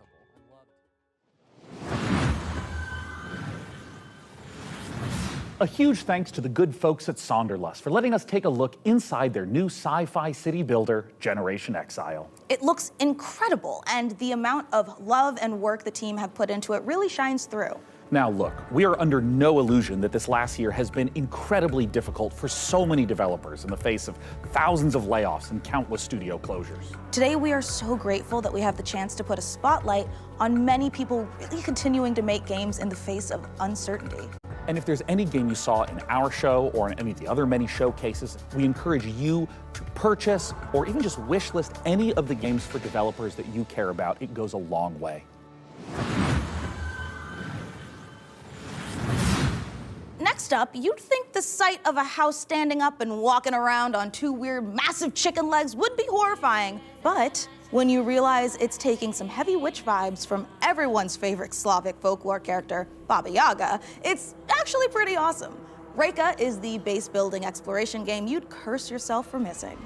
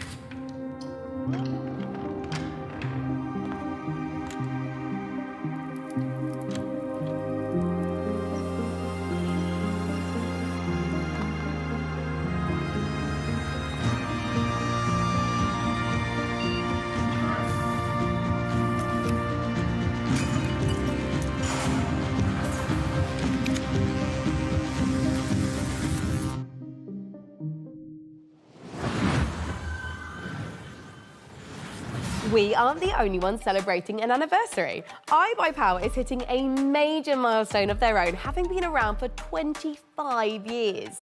iBuyPower is a fully independent and leading manufacturer of high-performance pre-built and custom gaming PCs based in North America. As a special thanks for 25 years of powering the PC gaming community, iBuyPower is giving away one of their official VCT Americas PCs, the RDY Y70 Valorant VCT AR002. This bad boy boasts a hefty AMD Ryzen 7 7800X3D CPU, a GeForce RTX 4070 Ti, and 32 gigs of DDR5 5600 MHz RAM.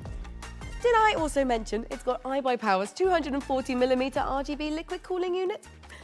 For your chance to win, head over to pcgamer.com/survey. And now, back to more trailers. Meet the Lock creatures. Their language brings them to life and expands their society. Learn and spell their words, each with its own special ability to change the environment in deep and surprising ways.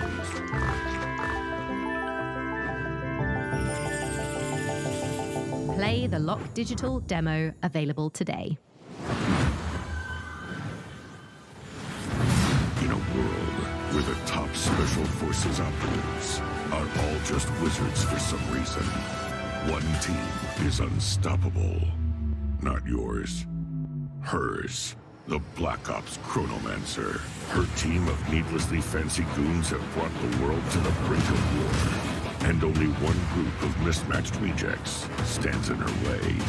A disgraced retired Navy seer who can see every possible future, but can't remember his own tragic backstory. The freelance Storm Witch, a private investigator whose mastery of lightning is devastating, unless her enemies aren't standing near windows.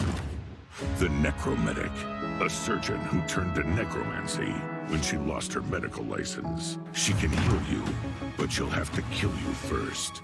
The Rebel Riot Priest, your heavy support. Faith is her armor. But she is also wearing actual armor. Together, there's no threat they can't stop. As long as they can get there by public transport, they can rewind every time they screw it up. And there's an easy mode if they need it. Tactical Breach Wizards. Coming to Steam August 20th.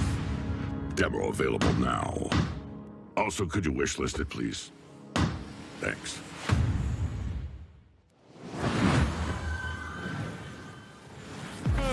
Wow, what a show so far. I'm absolutely loving it. And don't forget, you can do more than just watch this amazing lineup of games. You can play them too. Visit the PC Gaming Show Steam page to wishlist all the titles you've seen on today's show, all in one convenient, clickable place. Now, do you love history? Do you also love lists with between 9 and 11 items on them? Then today is your day. For our 10th anniversary, we've counted down the 10 biggest moments in PC gaming over the past decade. You can see where your favourite moments landed by visiting pcgamer.com/10. Right, time to grab some friends and head for the sky, where you can turn floating islands into your personal skyships and soar through the clouds. It's co-op survival craft made cozy. Here's an uplifting look at Aloft. Hello, I'm Manuel Bergeron, founder and creative director of Astrolab Interactive. It is my greatest pleasure to announce that we just launched a new multiplayer demo for our game Aloft, a sandbox survival game set in the sky. Take a look at our new trailer for a few more surprises. Enjoy.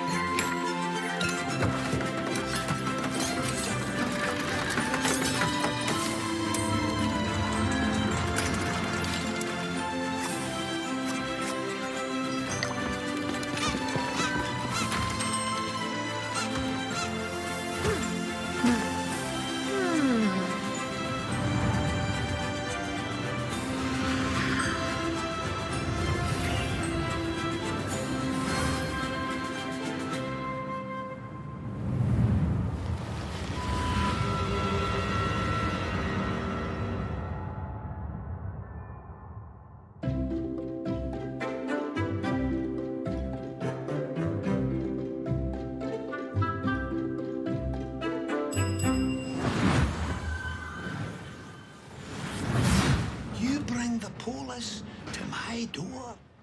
To my rig? I can sort this, right? I just need time. Don't you answer me back! You're fired. You hear me? Fired. Jesus, Gregor! Gregor!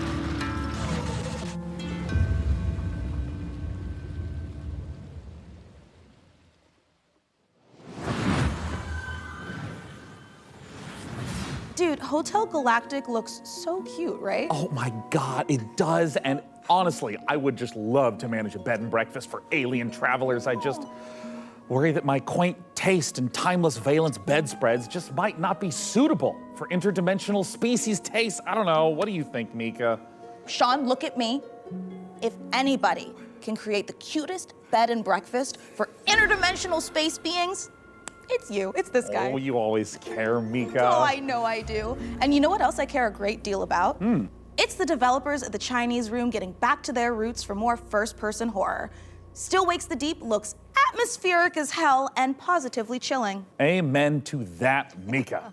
And hey, speaking of chilling, get ready to side-scroll your way through a 2.5D post-apocalyptic zombie survival with Into the Dead. Set in 1980s Texas, you are charged with gathering resources, managing party members, and crafting items, all whilst hordes of killer zombies try to chomp down on your brains. And what's worst of all is that this is taking place during a scorching heat wave. Oh my God, and as someone who lives in California, I can confirm that's way worse than zombies. I feel you. I mean, my family's Irish. I get sunburned by the moon.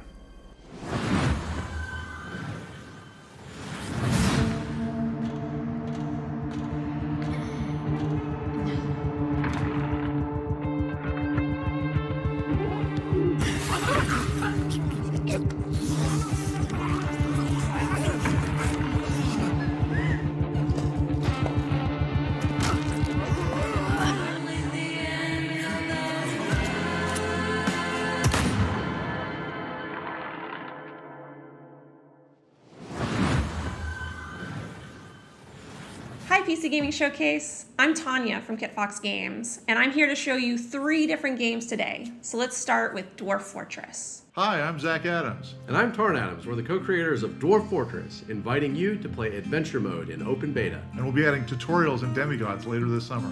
While you're waiting, you can play Caves of Cud, the most intricate roguelike ever made.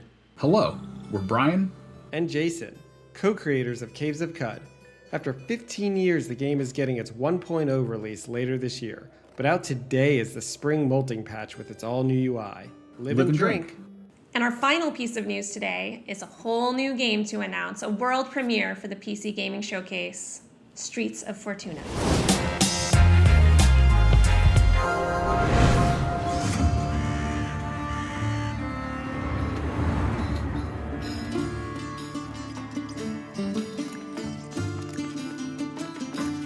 How will you survive in Fortuna?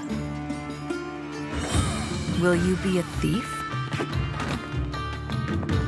A cook? A smuggler? An artisan? A trader? The city is a richly generated sandbox, each citizen living their simulated life. Use knowledge to your advantage, romantically or politically. Live your other life in Streets of Fortuna.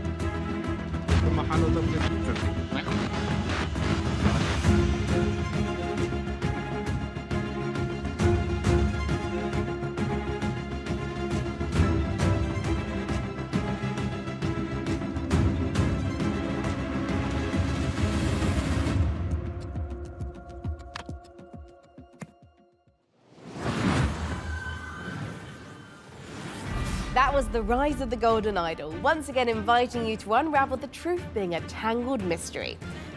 Now, take a look at a game from our friends at Hooded Horse that combines turn-based strategy with real-time exploration. Here's the new trailer for Every Day We Fight.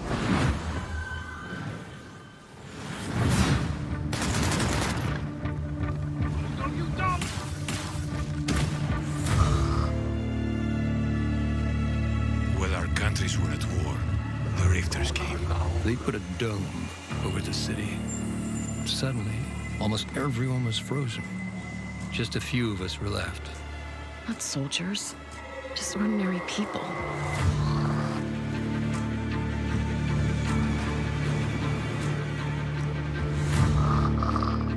You know, I never used to like guns.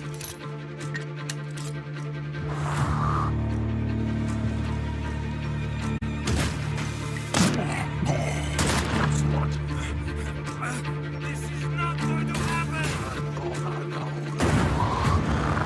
Are we alive? I could swear I just got killed.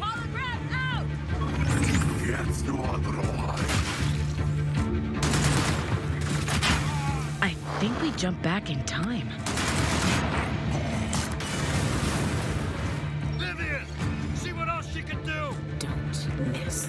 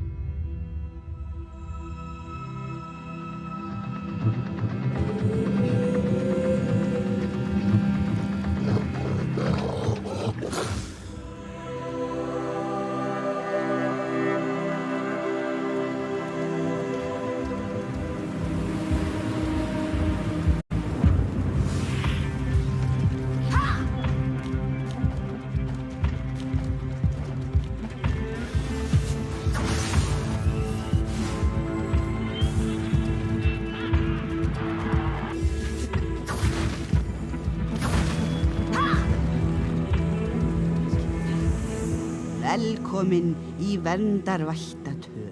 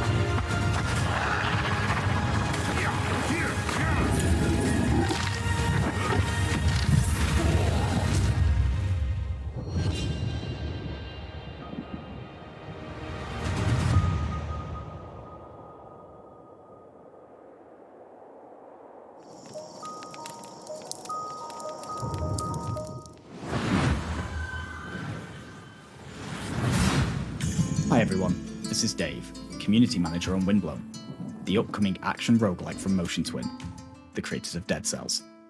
These cute characters here are the Leapers, who live in the Ark, a peaceful village now threatened by a massive vortex of doom. So, they train up and become fearless warriors to fight back in an attempt to save their world. Using a cool thruster, you can dash at lightning speed, letting you dart across the stage, dodge out of enemy attacks, or find new areas and secrets. Through each run, you'll be able to equip different gear and upgrades, creating powerful synergies between them. For example, switching weapons at the end of a combo will let you unleash a super powerful move called an Ultra Attack, if you can time it right. Jump online with up to 2 other players, meaning you can mix your builds with your friends and find the best combinations to carry you through the diverse biomes. Windblown will launch later this year into Steam Early Access. Player feedback is super important to help us craft a game that you guys will love to play. So join us on Steam for the latest updates and information, and how you can join in on the fun. See you soon in Windblown. Folks, we are in the final stretch of the 10th anniversary PC gaming show, but that doesn't mean we are winding down. We are, in fact, amping up. That's right! We're wrapping things up today with not 1, but 2 world premiere trailers in a row. It's like buy one, get one free world premieres. No, Sean. That coupon expired in 1989, so we won't be getting. Oh, well, that's too bad, except, look at this! This is our 10th PC gaming show, which means I get a free world premiere. Look at this guy! Thanks to Sean's Grandmaster level card play, let's check out 2 big world premiere trailers to cap off our show.